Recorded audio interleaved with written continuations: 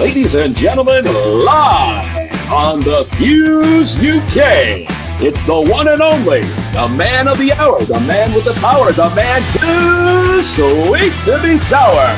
He is your friend, he is my friend, but he's not the friend behind the person standing behind you. Luke Hughes!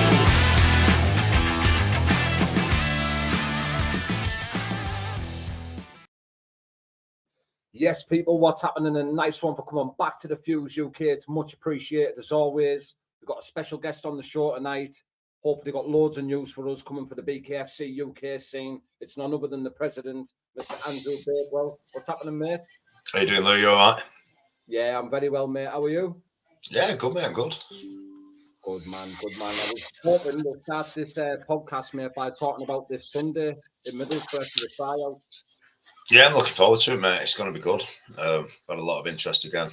Some real top level guys coming over this time. Yeah, it's going to be exciting to see who's coming through this time.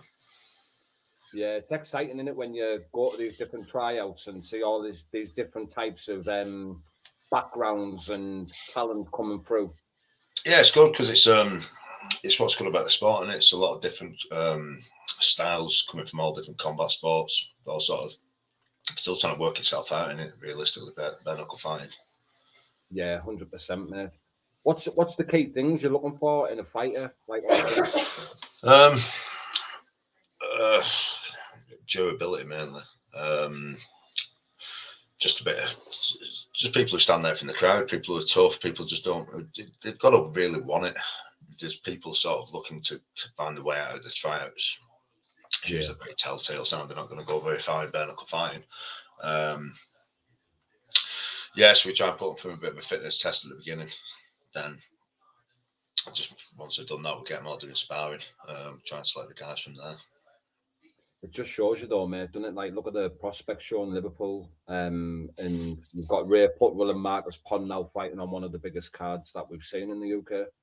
Yeah, that was one of the best shows we've seen, to be fair, because, again, everybody really wanted it. There weren't anybody there just looking to get a quick payday or anything. Everybody were there to just make a good impression. So, I mean, I think there was like one fight, one guy just kind of quit, which we put on the prelims because we didn't know too much about him. But every single other fight, mate, I mean, even the ones who won the most talented fighters, they just put it all on the line, and they were just great fights to watch.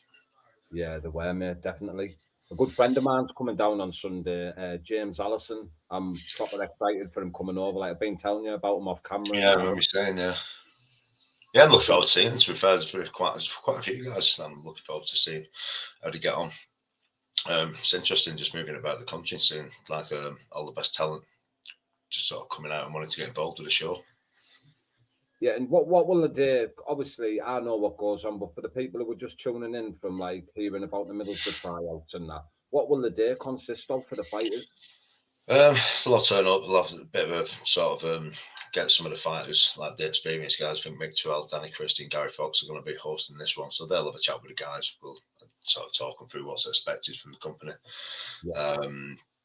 Again, they'll just go into a bit of a warm up, then into a bit of just a 10-minute fitness test, realistically, just to see. Again, we're just not looking for everybody to be really fit. You know what I mean? We're just looking to people looking for a way out in a 10-minute fitness test.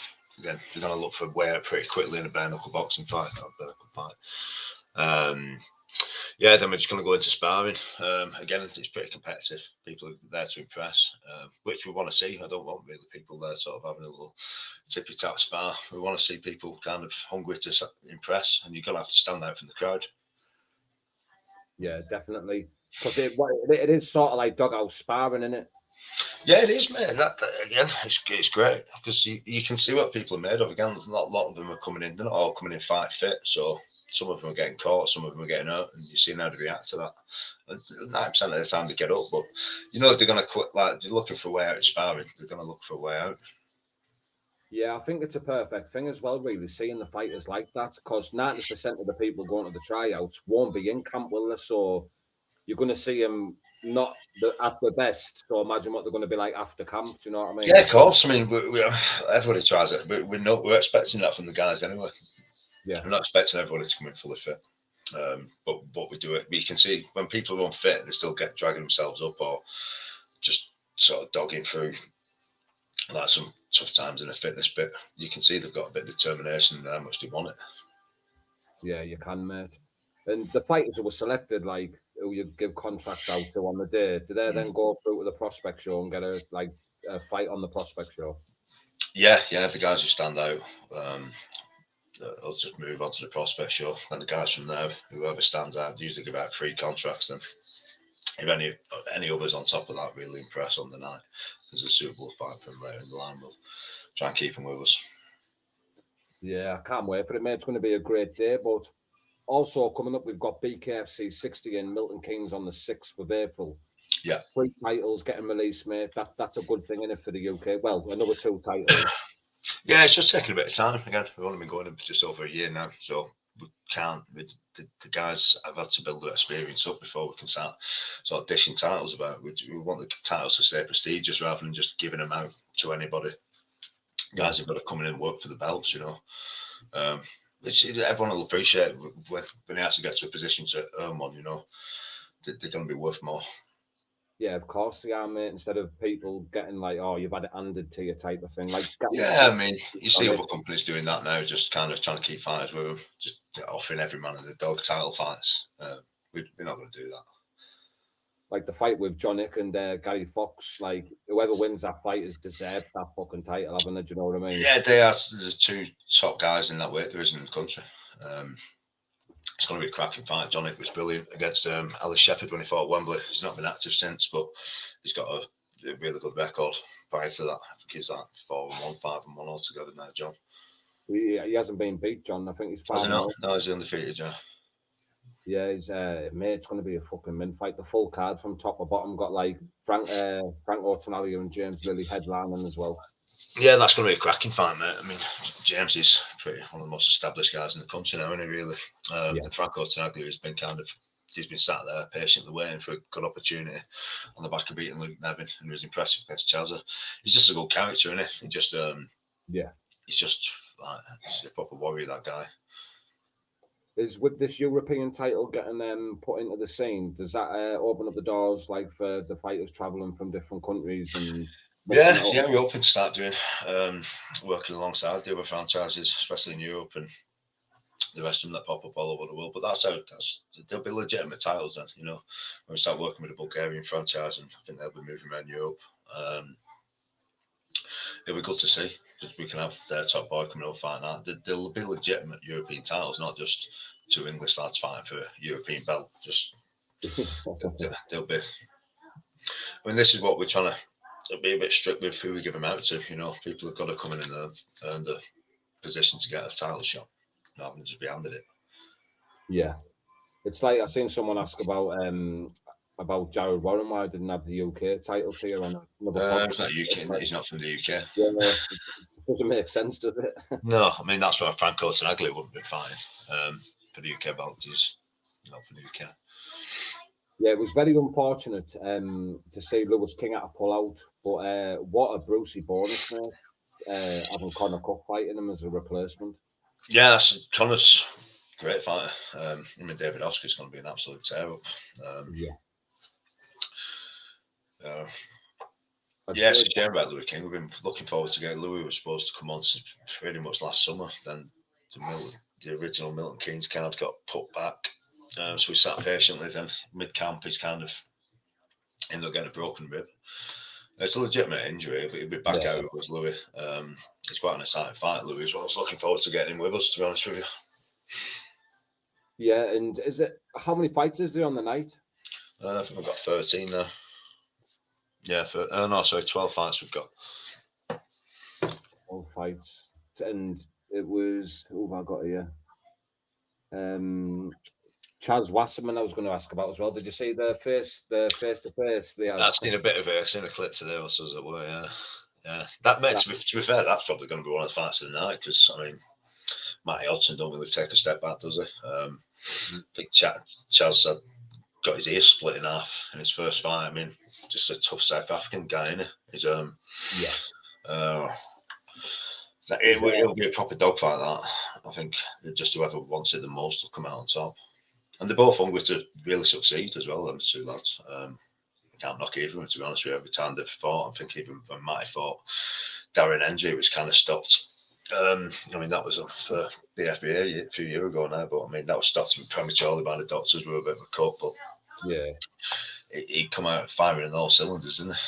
Oh, mate, it was a men fight. He was obviously devastated. He didn't want it to stop, did he? But obviously, Yeah, the doctor. Yeah, I mean, he was great against Mason Shaw as well, to be honest with you. It's just, whoever fights Matt, he's going to know they've been in a fight after it, I think. That's what I mean. It makes for a great fight. Like you said, with Chaz with his ear, like he proved himself in his first fight with Severak, didn't he? Yeah, that was a crazy fight, to be fair. It looked good. He boxes well at range, but he can get stuck into a proper fight as well. It's going to be great to watch that one. Who else have we got? Danny Christie, David Round's going to be a cracker as well. Yeah, mate, that's probably going to be fight of the night for me. Like out of that, all Fox and Hick, but David Round and Danny Christie, mate, they're just going to. Yeah, to be fair, it's been a fight we tried making quite a bit ago, but someone kind of put roadblockers on it.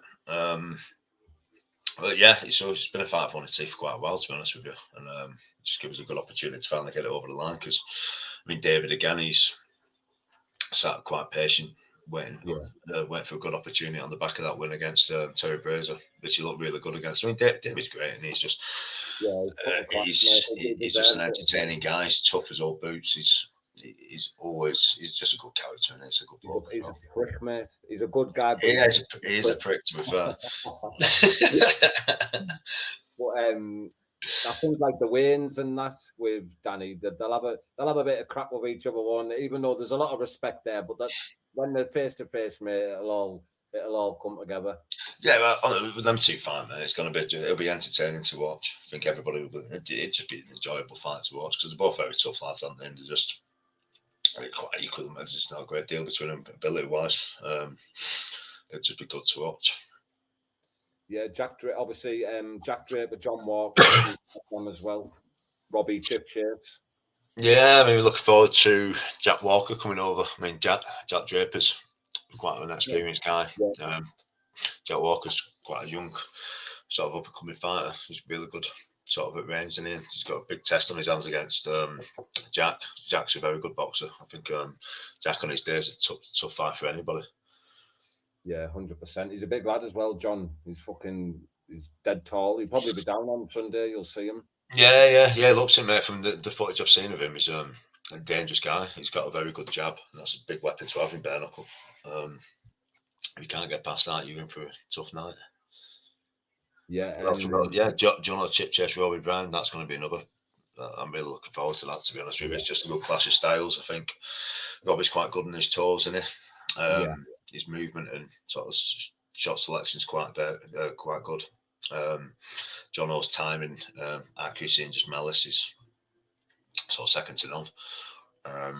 It'd be interesting to see how it pans out. They've had a bit of back and forth, mate. The full cards, like everyone's sort of being at each other. Ben Bonner, will have been at each other, like But you know what? It's all kind of coming together. We've been trying to build a good stable of fighters for the last year now. Everyone's kind of getting to know where the fighters are. Everyone's finding their feet a bit within the company. It's good to see because, to be fair, I mean, all the guys we've got with us now are kind of tried and tested. We know what we're getting out of them. We know they're not going to quit. I mean, we've brought people in the past just for one reason or another. They're given an opportunity and they've just kind of found a way out. Which, again, as soon as people do that, we're just not interested in using them again. Everybody gets hurt in the sport, but if you can get up and you choose not to, that's pretty much finished. Yeah, I've seen David Feldman. Obviously, when fighters haven't had like the best of performances, mate, and they've had like it's sort of handed to them, but they've got up, even though they've been getting battered. Got up, and he's gone up with him in the ring and like proper congratulated them and that. Yeah, but rightly so. They should be congratulated. People like I remember, was it Ben Bonner when he fought Rob Barry? He had a tough fight. You know, he got up quite a few times and he carried on dragging himself up. It's impressive, you know. That's what we want to see. That's what makes the sport what it is. He got a contract that like David Feldman, give him a contract like for obviously being like tough and showing out. It was on that show I was just on about there when he went in the ring and congratulated him. Yeah. David loves it. He expects him to be like that. I mean, he'll tell me himself, just like somebody quits in there, he'll be straight on the phone during a show, don't use him again, Yeah. Which I agree with. I just think it's, if you get an opportunity a platform like this to do something which can sort of really give you a future in combat sports, and you choose to quit just because you're a bit hurt. I mean, don't get me wrong, you can get hurt and not be able to get up, or the ref stops it, but if you keep dragging yourself up off the canvas, that's what is expected of you. Yeah, 100%, mate. And what's the plans for like the future? Like, not like the near future. What's the next location? Is it going to be like up north? I can't. We've got 2 prospect shows coming up in around June time. I can't really tell you the dates or locations yet. Yeah. But they're going to be 2 big shows, to be honest with you. I think we're working on 2 main events. I've got 1 main event booked. The other one's just in the process. I'm just trying to get it over the line now. Just a couple of little issues here and there, but to be honest, the big fights as well. One of them is really big. It's just good to see, because I mean the prospect shows are going to have a couple of big headline fights at the top end of it, and a few of the main card fighters sort of at the top of the bill. Then followed by the guys who could sort of get put through from the tryouts. Yeah. So we have a good fights coming up on. We've got 2 ex-pros fighting, Danny McIntosh and Rob Boardman as well. And Milton Keynes. That should be a great fight. I mean, Rob Boardman was a ex-world champion bare-knuckle fighter from another company. He was a good level ex-pro boxer. So was Danny McIntosh. He was a very good ex-pro boxer, wasn't he? Yeah. Both got experience in bare-knuckle as well, so it's going to be. I'm hoping to see that one really be a good level fight. That. What else we got as well? Moschiatello's coming back over. The Italian. Yeah, he's fighting amateur boxer with a record of like 200 wins, 0 losses. The guy from Eastern Europe. He's from Eastern Europe. No, he's not Ukrainian. He's from Uzbekistan. He's from Eastern Europe somewhere. Yeah. I tell you what, though, mate, that Moschiatello, he's going to take some beating him. Yeah, mate, I think he is the man to beat at 66 kilo.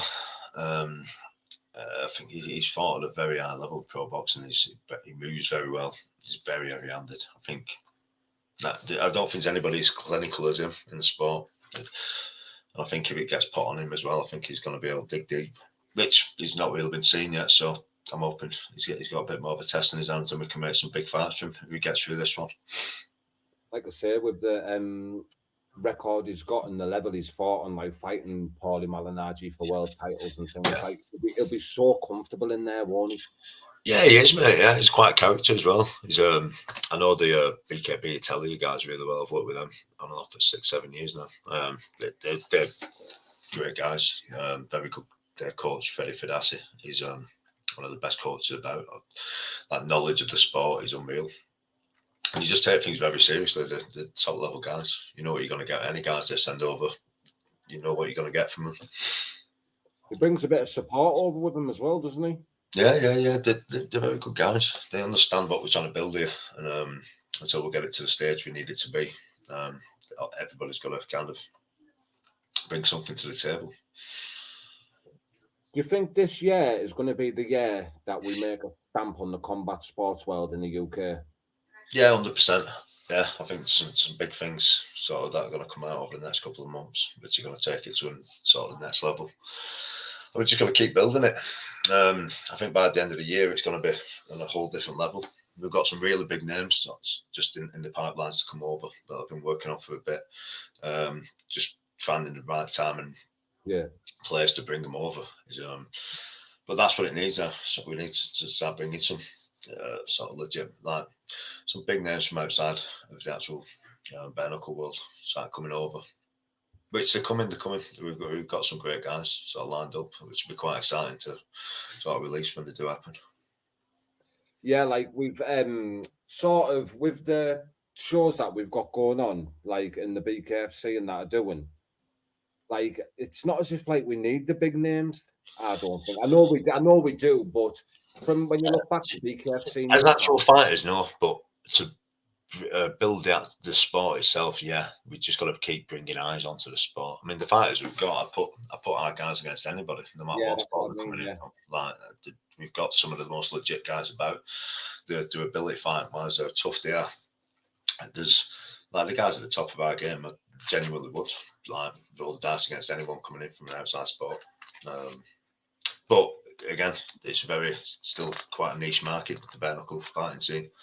The more eyes we can bring in from sort of other combat sports, because once the people come in and see this sport, they're just going to love it straight away.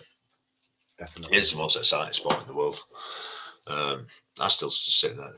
I've got the best job in the world, just sitting there ringside, just watching. Sort of like you ever seen a great knockout or two really tough guys going head to head for 5 rounds? It's very impressive to watch.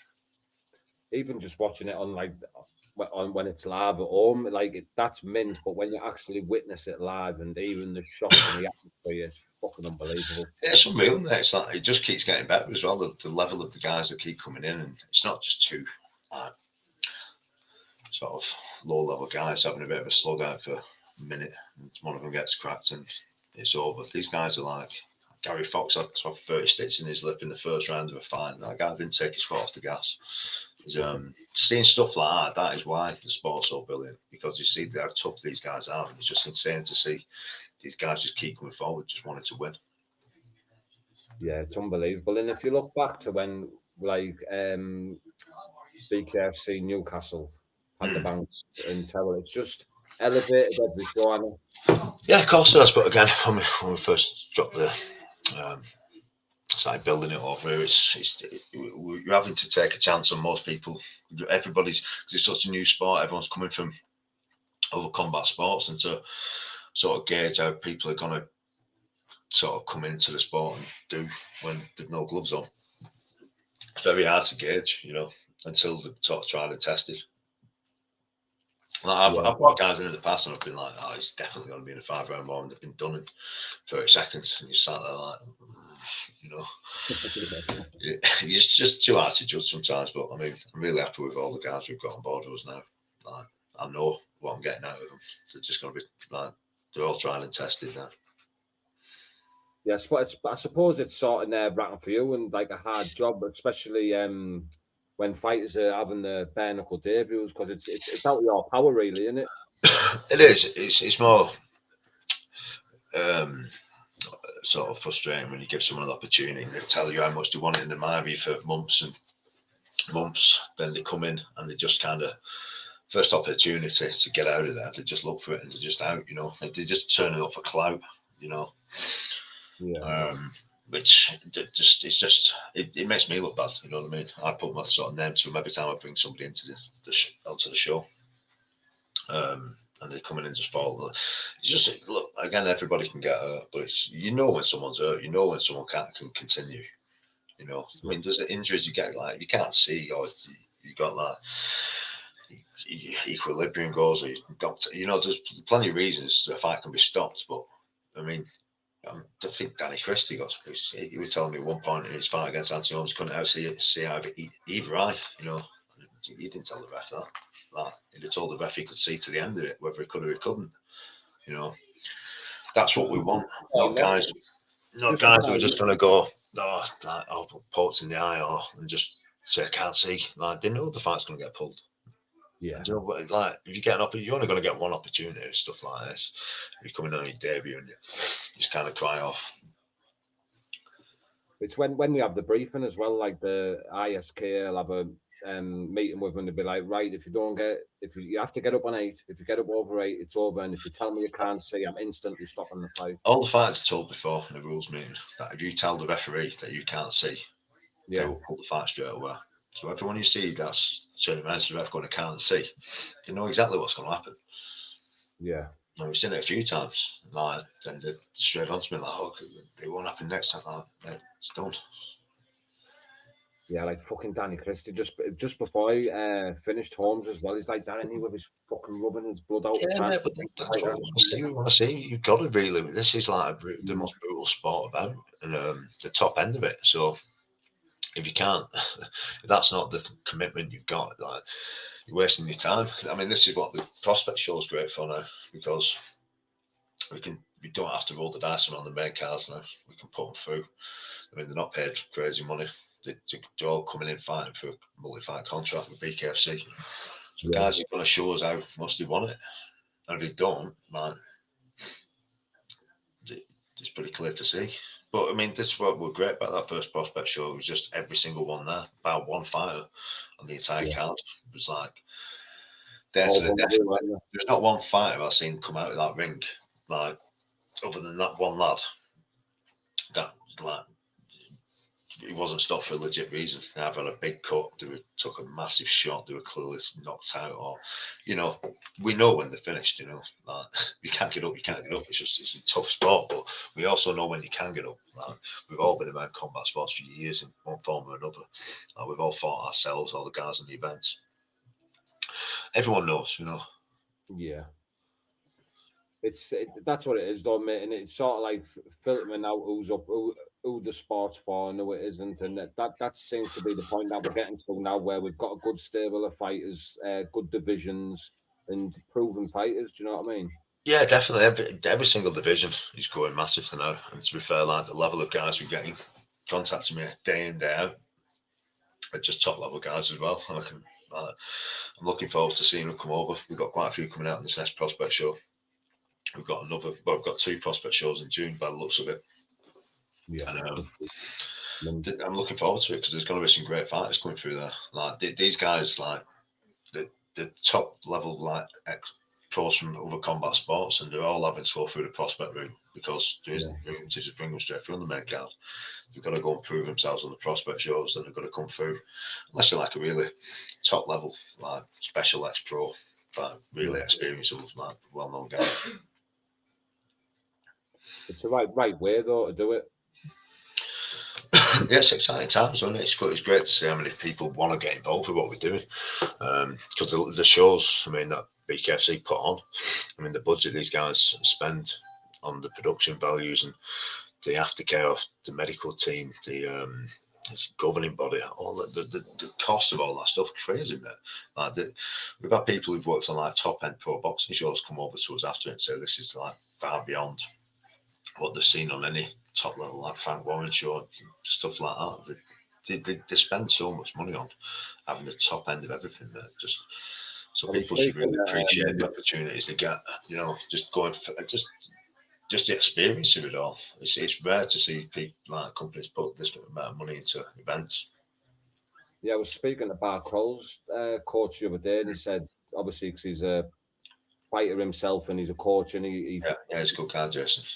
He was in someone's corner, and Anthony Joshua was undercard. I think he said it was in Abu Dhabi, or he's fought on loads of or cornered loads of big ass shows. Do you know what I mean? Mm-hmm. And he said not one of them come close to the BKFC medical team and that. No, it's great. I mean, even like people like Paul Nichols, he was the head glory referee. He's one of the top men at the ISK. He oversees everything within the governing body, judges, referees, the runners. It's we've got Mark, who works with us, who's one of the most organised, thoroughly planned human beings you'll ever meet. Everywhere, it's just a very professionally run event. Paul Nichols, I was just laughing there because I was sat in my house one day watching UFC, and like I knew Paul, spoke with him loads of times, and I didn't click on, and I'm watching. I thought, is that fucking Paul there? I think it was when Leon Edwards fought in the UK. Paul's great, mate. When you have to have a chat with Paul about kind of like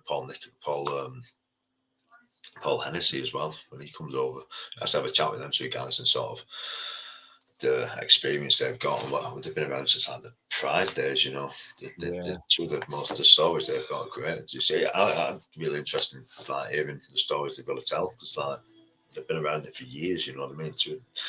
They've just got, and they're good people as well. You really appreciate having them with us. Yeah, I've had a few nice conversations with Paul Nichols. You know, when we just sat in the hotel at the shows. Yeah, he's a top guy. Some of the countries he's been to and that, mate. His job's unbelievable, isn't it? Yeah. He's a good bloke. He's one of the. He's another, mate. He's just one of the most professional people you could have working alongside you. He just won't let anything slip. Everything has to be top mark, which is what we want. We're all striving for that. Definitely, mate. And I won't keep it too long, mate. We're nearly half an hour deep. But before we wrap it up, have you got a message for any of the lads and ladies who are turning up on Sunday? No, just good luck to everybody who's turning up on Sunday in Middlesbrough. We look forward to meeting you all. Don't worry if you're not 100% fit. We're just looking for everyone to show sort of how much they want to actually be a part of the company, and just a bit of determination. Just don't quit. Yeah. Class, mate. Well, I really appreciate you coming on, Bakewell, and I'll be seeing you on Sunday, mate. Yeah, take it easy, Lou. I'll speak to you soon, mate. See you soon, mate. Bye. Yes, people. Nice one. Live with the BKFC President of the UK, Mr. Andrew Bakewell, smashing the UK shows at the moment. Really excited for 2024. Prospect show this Sunday, Middlesbrough. Can't wait for it. BKFC 60, Milton Keynes, 6th of April. Let's go. Let's have it. Tickets out now. I'm going to put the link for the tickets in the description.